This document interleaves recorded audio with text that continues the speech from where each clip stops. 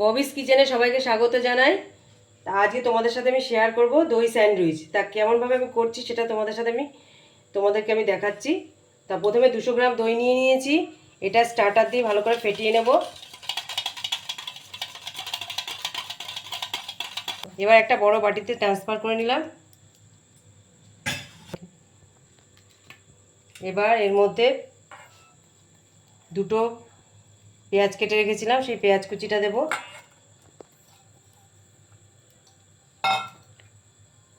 একটা ছোট ক্যাপসিকাম কুচি,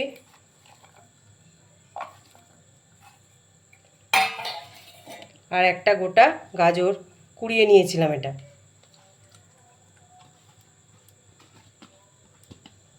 এবার এর মধ্যে গোলমরিচের গুঁড়ো সামান্য চাট মশলা,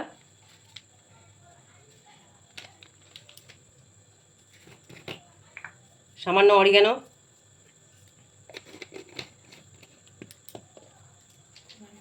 পরিমাণ মতো লবণ। এবার এই সবগুলোকে মিক্স করে নিচ্ছি আমি।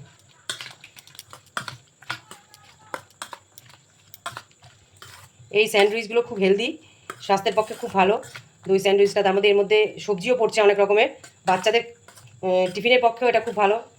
টিফিনেও যদি এটা পেট ভরা টিফিন হবে, এটা যদি দেওয়া যায়, সন্ধ্যাবেলা স্ন্যাক্স হিসেবে ওটাকে খাওয়া যেতে পারে। ভালো করে মিক্স হয়ে বড় বড় ব্রেড, এই ব্রেডের ধারগুলো আর কাটলাম না, এগুলো হচ্ছে স্যান্ডউইচ ব্রেড। এবার এই মিক্সগুলো এর মধ্যে দেব।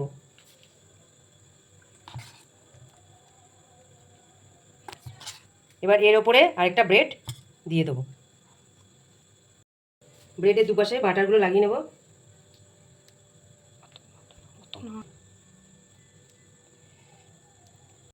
গরম হয়ে গেছে, এবার আস্তে করে এটা সেঁকে নেব।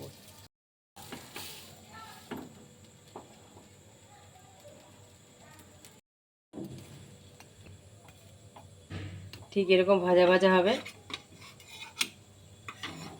তারপর নামিয়ে নেব। খুব সুন্দর ক্রিস্পি হয়েছে।